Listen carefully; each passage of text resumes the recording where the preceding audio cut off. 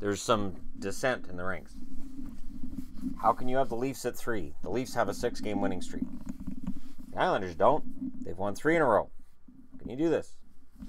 So the way that I decide my power rankings is not just who's on a winning streak. I don't look at the end of the week either. I don't look on a Saturday and say, oh, well, let's see how everybody's record is and then slap teams on the board. It is a work in progress on any given night. And I move teams around a lot. As an example, number 2 on the board within the last week was Ottawa, because so many teams that had been doing really well had really bad games. Then some of those teams turned it around, and Ottawa lost a couple of key games, and now Ottawa stands 10th. That's a rarity. It's a rarity, but it happens. Toronto's 3rd. Islanders 2nd. Tampa 1st. Standings don't matter. They don't. Not with power rankings. The standings don't ever matter. They shouldn't.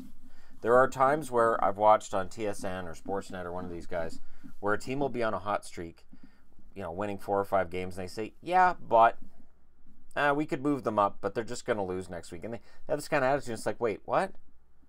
No. That shouldn't be the way that works at all. Or, and I've said this in videos before, they'll have a team that's won 3 in a row. They drop them in the power rankings because a key player got hurt.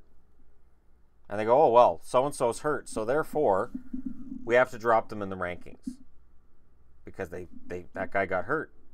So they're not going to be as good next week as they were this week, which is, again, ridiculous. It's ridiculous to me.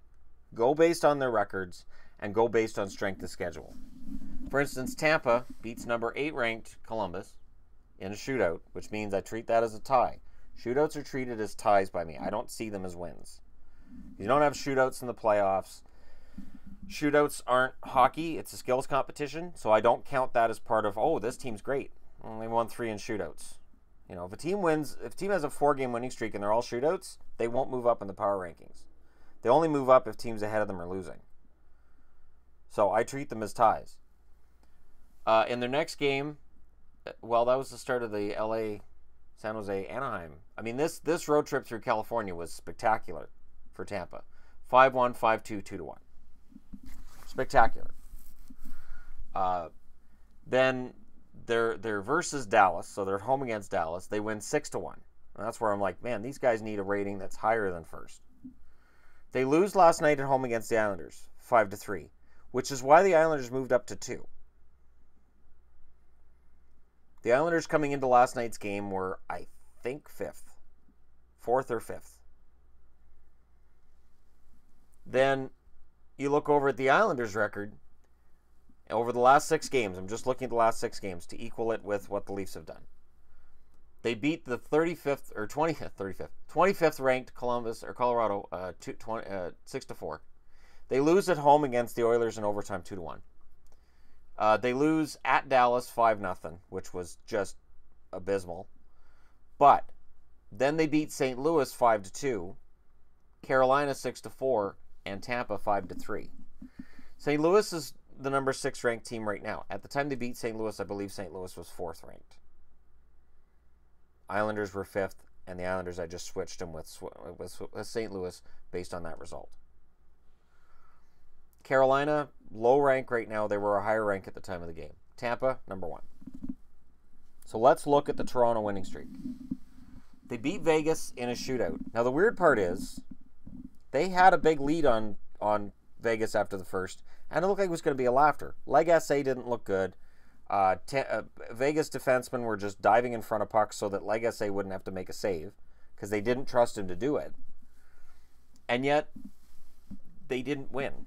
They didn't show a killer instinct, and then they win it in a shootout, which, again, I treat those as ties. Now, there's a lot of criticism coming out of that game for the Leafs' lack of focus. They beat Minnesota 4-2. Minnesota at the time was rated lower than they are right now, but right now they're 14th. They win a home and home against Boston.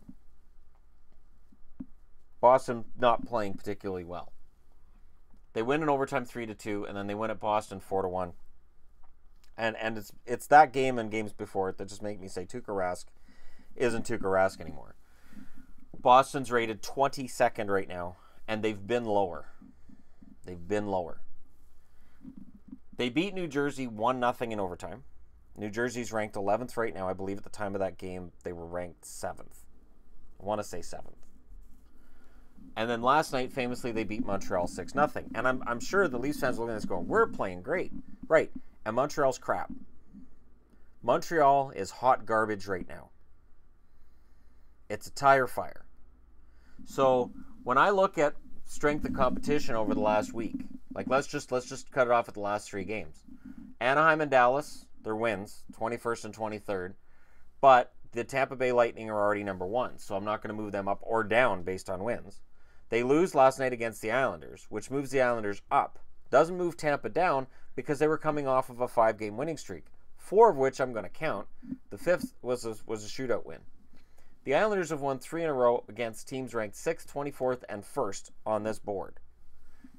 Toronto has won games over their last 3 against 22, 11, and 28. So yes, they won without Matthews. They won 4 in a row without Austin Matthews. They're the gods of the universe, but they didn't beat the gods of the universe. They didn't lose these games. They could have, and I, as a Bruins fan, I think they should have lost the game that they played at home against Boston, but Boston screwed up, and the result is what the result is, and Boston paid the price on my power rankings as a result. But if let me try to think of the best example.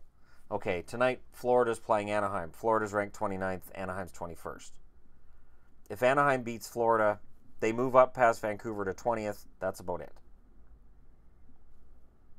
But if Florida beats Anaheim, Florida probably jumps over Montreal, and I might make an argument they pass Edmonton as well. Anaheim, on the other hand, because they'd lose at home against Florida, would drop behind Boston and Dallas. So how the power rankings go is the more dramatic that loss, the more it affects the rankings. The more dramatic the win in terms of who you beat. So if Buffalo went in and beat Tampa, I might look at that and go, well, yes, but Buffalo has so much ground to make up on the teams ahead of them, I can't justify moving them up 10 spots, but it might bump Tampa out of first. Let's say their next game was against Buffalo, and they lose at 4-0. I could then say, if the Islanders won their next game, say, you know what, the Islanders are playing better than Tampa right now, and the Islanders switch. As well, if Tampa won a game, or lost the game, and Toronto won a game, and it was against a really highly ranked opponent, whether it's the Islanders, Nashville, whoever, I could then drop Tampa to 3rd by the next power rankings. And you could see the Islanders and Toronto as 1 and 2. So I put a lot of thought into this. And I do a lot of work on this every single game. Every game that finishes, I grab the board and I go, all right, how does this affect things? It's a shootout win. It doesn't affect it at all. I leave it as is. It's a dramatic win over an opponent that's much better than they are.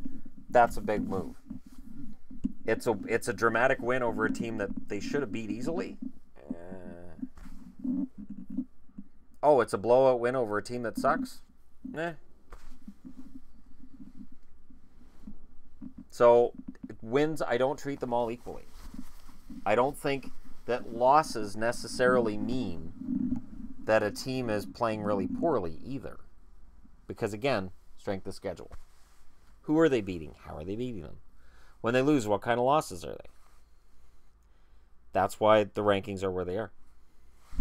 So you guys can let me know what you think in the comment section below. I know this is going to cause another animated discussion, but again, these are my power rankings that I've got in parentheses here. These are not overall standings, because overall standings don't matter.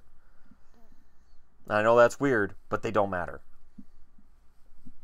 To me, anyways. So we'll see what happens in the coming week. Again, I have a Patreon video that I posted where I discussed how I do my power rankings, and I did it on, I think it was a Monday, and I posted how things had changed just since I did my rankings the Saturday night and why. So, I do put a lot of thought into it, and I'm not influenced by media. I'm not influenced by what anybody else thinks. I look at it as from a stone cold factual standpoint. I make it as objective as possible. Like, for instance, you could, I'm sure Anaheim fans would say, well, we should have won that game against Tampa, or it should have been an overtime game. Maybe, but I'm just looking at the net result. In terms of power ranking, I take whatever emotions I have, disallowed goals, whatever, I don't care. What was the result? Done. So, again, let me know what you guys think. Hit like and subscribe if you're browsing your way through, and thank you so much for watching. I'll talk to you again soon.